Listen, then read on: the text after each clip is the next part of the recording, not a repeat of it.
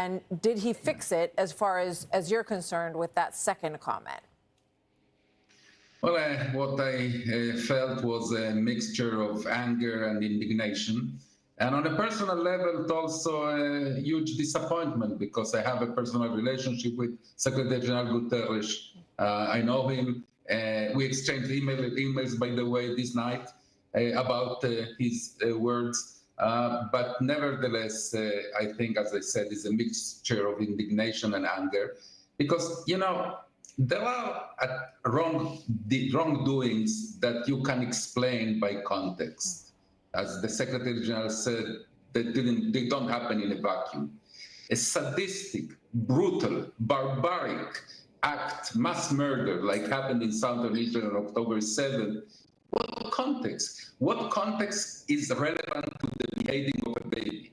What context is relevant to the rape and then murder of a young woman? What context can be relevant to executing at point blank party goers in the Nova Festival? Mm-hmm. So this is not, you know, there are events, even terror attacks, that you can manage the secretaries general saying that they are part of the proverbial circle of violence. This was on a completely different level. This was barbaric, this was savage, this was the most despicable act of human savagery that you can imagine. To try to put it in a context is a huge moral failure by Secretary General Guterres. So the Wall Street Journal opinion page today, the disgrace of the United Nations on Israel.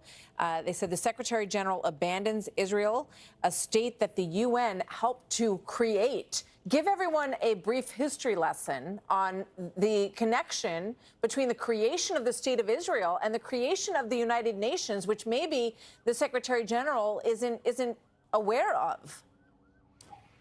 You know, to a large extent, the United Nations were created as a result of the Holocaust, of the annihilation, of the extermination of 6 million Jews in Europe by Nazi Germany and its collaborators during World War II, what we call the Holocaust or the Shoah in Hebrew.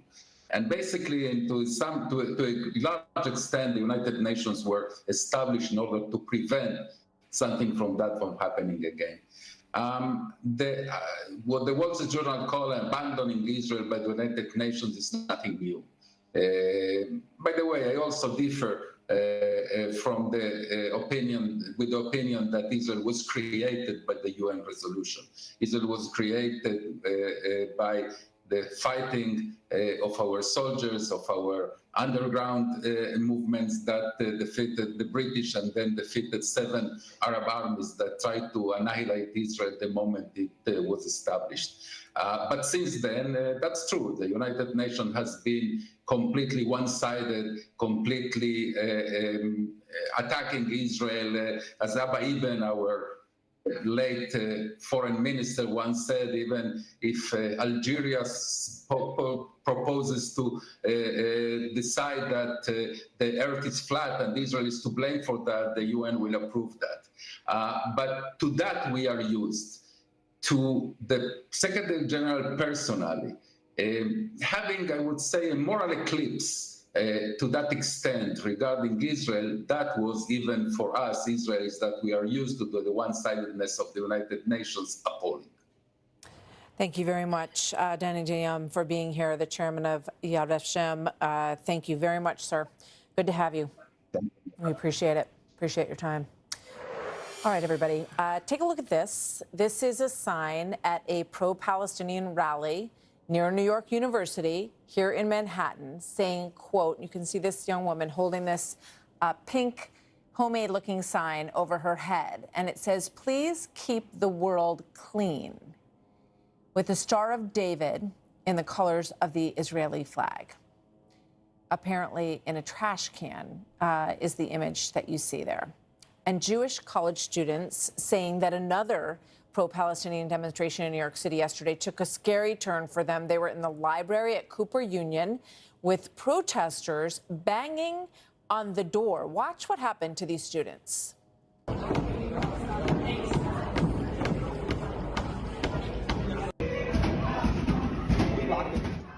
So Taylor Roslin shot that video, and she joins me now along with her attorney, Gerard Felici, senior counsel at the Lawfare Project. Thank you both, Gerard and Taylor, for being with us today. Taylor, let me start with you. Tell us what happened. What happened when you were there? Well, it was just a regular protest for the first couple of hours with people on different sides, just holding up posters and chanting what they wanted to say. But after that, once I felt like the protest was over, a group of religious Jewish Cooper Union students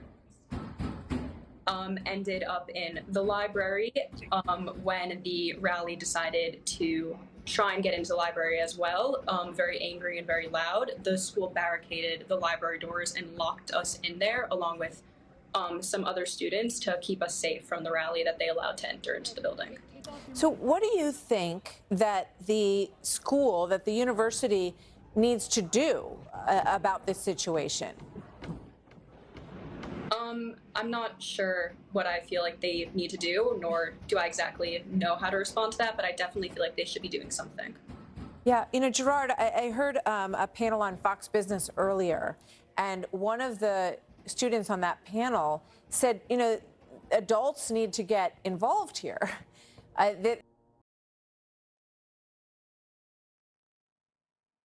This can't happen. I think, as Taylor just said, you know, the protest was peaceful for quite some time, and that seemed to be manageable on both sides. But this kind of intimidation and banging on the windows and having to be locked in place for your safety, it feels like the university needs to address this situation, don't they? Oh, they absolutely do, and this is part of the problem. The problem is that the university system, whether it's Cooper Union and other colleges across the country, have failed to adequately address these concerns and to provide for the safety of Jewish students and all students. What we're seeing is Jew hatred at its finest. We're seeing what has transpired go from microaggressions and systemic Jew hatred to what is now overt support for foreign terrorist organizations and people chanting the slogans of designated foreign terrorist organizations. What we are seeing next is outright and overt violence, and that is the danger. This is what these colleges need to be addressing. They should not be allowing protests to reach the point where Jewish students are intimidated, let alone feel unsafe, and have to hide in the library because there's nothing being done. So, what, I mean, this student who's holding this poster, and there are other things like this, talking about wanting a clean world, Taylor. I mean, what goes through your mind when you see this? You know, where is this coming from? When you look at a young woman, probably about your age, where is this coming from? Personally, I don't feel threatened by pro-Palestinian rallies or anything in that sense. Everyone has their own right to be doing that, but I definitely did feel threatened when there were chants calling for the murder of Jews being chanted at me from my fellow students. Did you ever think that you would experience anything like this at your college? No, definitely not. Did you sense before October 7th that there were these sorts of emotions that were underlying on your campus that obviously sprung to the surface when they watched what happened in Israel and then they saw the response? No, prior to the events on October 7th, I've never felt any of that. And what about the things that you've been, you know, we talk a lot about the concerns about safe spaces on college campuses and, you know, trans issues and all sorts of issues that college students have spoken out about in the past. You know, these individuals, are they aware of, you know, of what Hamas is capable of and how intolerant Hamas is? I definitely am not sure of how educated on the topic people from either side of the rally were yesterday, but I can definitely say that many people holding posters did not actually know what those posters were implying. Yeah, don't doubt it. Or we hope so, I guess I should say. Taylor, thank you very much for being here. Gerard, thank you for being here as well. So also joining us now is Dr. Mark Siegel, NYU Langone Medical Center Professor of Medicine and a Fox News contributor. Doctor, it's always good to talk to you. You know, I know your father went to Cooper Union. You listen to this conversation with this young woman and you see these horrific signs that are being held up. What goes through your mind? You know, Martha, as I said before, I think there's a lack of understanding history here, and that's really key. And your previous guest from Yad Vashem, of course, talked about it. When you say keep the world clean, I ask you, are you aware of what the ovens were during the Holocaust? That the Germans actually told the Jews they were going into showers to be clean?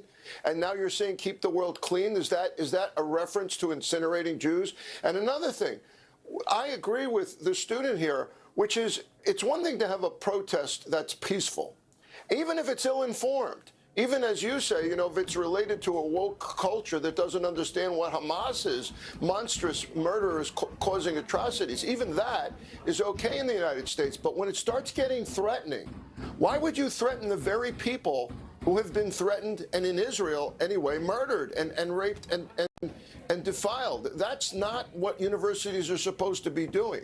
I'm okay for the exchange of ideas, but when it reaches that point, it's deeply disturbing and needs to be pulled back. One more thing.